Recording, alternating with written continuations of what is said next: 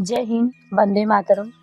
आज मैं आप लोगों को हमारे देश के महान कहानीकार मुंशी प्रेमचंद्र द्वारा रचित प्रेम की होली, गंगी की कहानी, बुझी हुई होली की आस को फिर से बुझ जाने की कहानी, बहुत ही दर्द भरी कहानी सुनाने जा रही हूँ। गंगी का 17वां साल था, पर वह 3 साल से विधवा थी और जानती थी कि मैं विधवा हूँ। मेरे लिए संसार के सुखों का द्वार बंद है। फिर वह क्यों रोए? मेले से सभी तो मिठाई के दोने और फूलों को हार लेकर नहीं लौटती। इतनों ही का तो मेले की सजी दुकानें और उन पर पड़े नर नारी को देख कर ही मनोरंजन हो जाता है। गंगी खाती पीती थी, हंसती बोलती थी। किसी ने उसे कभी मुंह लटकाए न देखा। अपने भाग्य को कभी नहीं रोती थी। घड़ी रात को उठकर गोबर निकालकर गाय बैलों को सानी देना, फिर उपले पाथना उसका नित्य का नियम था। अपने भाई को गाय दूहने के लिए जगाती, फिर कुएं के पास जाती, पानी लाती और चूल्हा चौका करना शुरू कर देती। गांव की भावज से उसकी हंसी मजाक करती, पर एक विशेष प्रकार की हंसी छोड़कर सहेलियां ससुराल से आकर उससे सारी कथा करती, पर उसके विशेष प्रसंग को बचाकर। उसी सभी उसके वैदव्य का आदर करते थे। जिस छोटे से अपराध के लिए उसकी भावज पर धुड़कियां पड़ती, उसकी माँ की गालियां मिलती, उसके भाई पर मार पड़ता, पर उसके लिए क्षम्य था। जिसे ईश्वर ने मारा है, उसे क्या कोई मारे। जो बातें उसके लिए वर्जित थी, उनकी ओर उसका मन ही न जाता था। उसके लिए उसका अस्तित्व ही न था। जवानी के इस उमड़े हुए सागर में मतवाली लहरें न थी, डरावनी गरज न थी, अचल शांति का साम्राज्य न था। होली आई, सबने गुलाबी साड़ियां पहनी। गंगी की साड़ी न रंगी गई। माँ ने पूछा, बेटी तेरी साड़ी भी रंग दूं? गंगी ने कहा, नहीं अम्मा, जो वैसे ही रहने दो। भावज ने भाग गाया। वह पकवान बनाती रही, उसे इसी में आनंद था। तीसरे पहर दूसरे गांव के लोग होली खेलने आया करते थे। यह लोग भी होली लौटाने जाएंगे। गांव में यही परस्पर व्यवहार है। उसके दादा महतो ने भंग बनवा रखी थी। चरस, गांजा, माजूम सब कुछ लाए थे। गंगी ने ही भंग पीसी थी। मीठी अलग बनाई थी, नमकीन अलग। उसका भाई पिलाता था, वह हाथ धुलाती थी। जवान सिर नीचा किए पी कर चले जाते थे। बूढ़ी गंगी से पूछते थे, लेते अच्छी तरह हो न बेटी, या चूहल करते? क्यों रे रंगिया, भावज तुझे खाना नहीं देती क्या, जो इतनी दुबली हो गई है? गंगिया हंस कर रह जाती। वह देह क्या उसके बस की थी? न जाने क्यों वह मोटी हुई थी।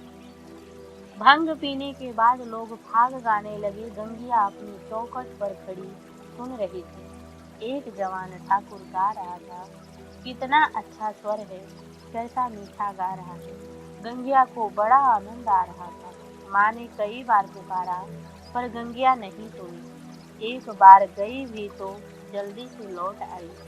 उसका ध्यान उसी गाने पर था। न जाने क्या बात उसे खींच लेती थी, बांध लेती थी। जवान ठाकुर भी बार बार गंगिया की ओर देखता और मस्त होकर गाता। उसके साथ वालों को आश्चर्य हो रहा था कि ठाकुर को यह सिद्धि कहाँ से मिली। वह लोग विदा हुए तो गंगिया चौखट पर खड़ी थी। जवान ठाकुर ने भी उसकी ओर देखे और चले गए। गंगिया ने अपने बाप से पूछा, कौन गाता था दादा?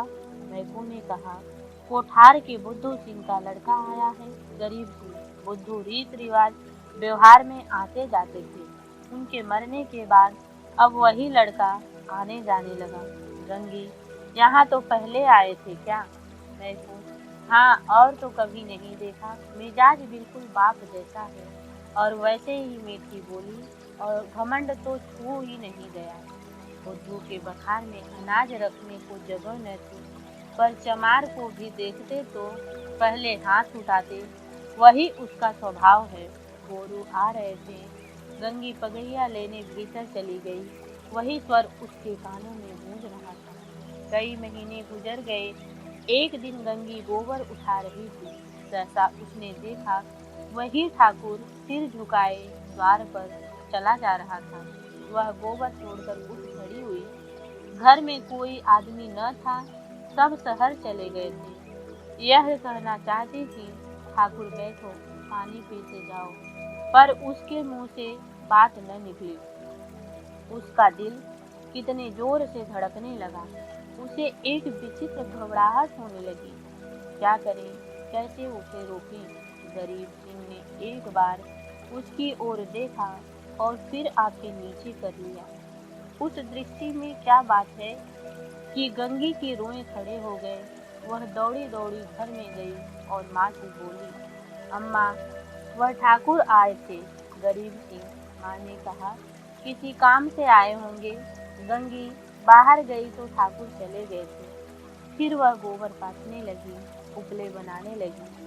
आप अपने आप ही उसके हाथ बंद हो गए, मगर फिर चौंक कर पाथने लगी, जैसे कहीं दूर से उसके कानों में आवाज आ रही थी। वही दृष्टि आंखों के सामने। उसमें क्या जादू था, क्या मोहिनी थी। उसने अपनी मूक भाषा में कुछ कहा, गंगी ने भी सुना। क्या कहा वह यह नहीं जानती, पर वह दृश्य उसकी आंखों में बसी हुई थी। रात को लेटी तब भी वही दृश्य सामने थी, स्वप्न में भी वही दृश्य सामने दिखाई दी। फिर कई महीने गुजर गए। एक दिन संध्या समय मैं को द्वार पर खड़े सूत काट रहे थे और गंगी बैलों को सानी चला रही थी। सहसा चिल्ला उठी, दादा दादा, ठाकुर आए। मैकू ने सिर उठाया तो द्वार पर गरीब सिंह चला आ रहा था। राम राम हुआ। मैकू ने पूछा, कहाँ गरीब सिंह, पानी तो पीते जाओ। गरीब आकर एक माची पर बैठ गया। उसका चेहरा उतरा हुआ था, वह कुछ बीमार सा जान पड़ता था। मैकू ने कहा, कुछ बीमार थे क्या? गरीब, नहीं तो दादा। मैकू, कुछ मुंह उतरा हुआ है, क्या सूद ब्याज की चिंता में पड़ गए? गरीब, तुम्हारे जीते जी मुझे क्या चिंता है दादा। मैकू, बाकी दे दी ना? गरीब, हाँ दादा, सब बेबाक कर दिया। मैकू ने गंगी से कहा, बेटी जा, कुछ ठाकुर को पानी पीने को ला। भैया हो तो कह देना चीलम दे जाए। गरीब ने कहा, चीलम रहने दो दादा, मैं नहीं पीता। मैकू, अब की घर ही तमाकू बना है, स्वाद तो देखो, पीते तो हो नहीं। गरीब, इतना बेअदब न बनाओ दादा, काका के सामने चिलम नहीं छुई, मैं तुमको उन्हीं की जगह देता हूँ। यह कहते कहते उसकी आंखें भर आई। मैकू का हृदय भी गदगद हो उठा। गंगी हाथ की टोकरी लिए मूर्ति के समान खड़ी थी। उसकी सारी चेतना, सारी भावना गरीब सिंह की बातों की ओर खींची हुई थी। उसमें और कुछ सोचने की और कुछ करने की शक्ति न थी। ओह, कितनी नम्रता है, कितनी सज्जनता, कितनी अदब। मैकू ने फिर कहा, सुना नहीं बेटी, जाकर कुछ पानी पीने के लिए ले आओ। गंगी चौंक पड़ी, दौड़ी हुई घर में गई, कटोरा मांजा और उसमें थोड़ी सी गुड़ निकाली, फिर लोटा गिलास मांजकर शरबत बनाया। माँ ने पूछा, कौन आया है गंगिया? गंगी, वह है ठाकुर गरीब सिंह। दूध तो नहीं है अम्मा, रस में मिला देती। माँ है, क्यों नहीं, हांडी में दे। गंगी ने सारी मलाई उतार कर रस में मिला दी और लोटा गिलास लिए बाहर निकली।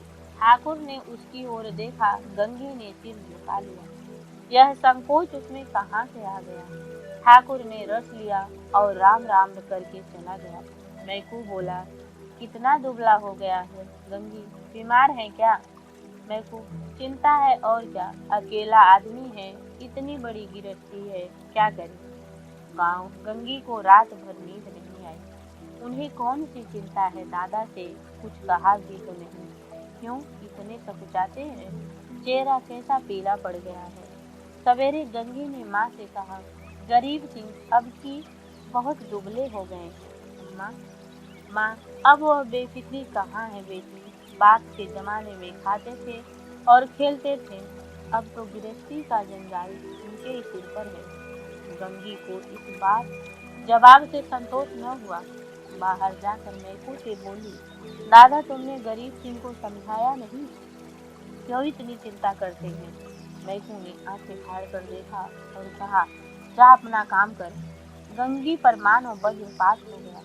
वह कठोर उत्तर और दादा के मुंह से दादा को भी उनका ध्यान नहीं, कोई इसका मित्र नहीं, उन्हें कौन समझाए। अब की बार वह आएंगे तो मैं खुद उन्हें समझाऊंगी, गंगिया सोचने लगी। गंगी रोज सोचती वह आते होंगे, पर ठाकुर नहीं आए।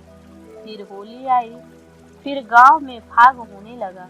रमणियों ने फिर गुलाबी साड़ियां पहनी और रंग घोला गया। मैकू ने भंग चरस गांजा मंगवाया।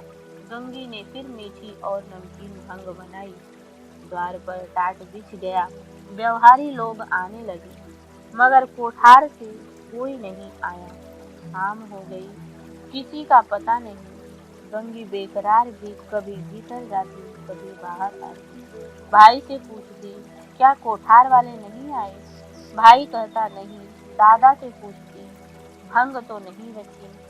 कोठार वाले आएंगे तो क्या पिएंगे। दादा कहते हैं, अब क्या आएंगे, सामने तो गांव है, आते तो जरूर दिखाई देते। रात हो गई, पर गंगी को अभी तक आस लगी हुई थी। वह मंदिर की ऊपर चढ़ गई और कोठार की ओर निगाहें दौड़ाई। कोई न आता था। सहसा उसे उसी सिवान की ओर आग दहकती हुई दिखाई दी। देखते देखते ज्वाला प्रचंड हो गई। यह क्या है। वहाँ आज होली जल रही है। होली तो कल ही जल गई। कौन जाने वहाँ पंडितों ने आज होली जलाने की तारीख बताई है।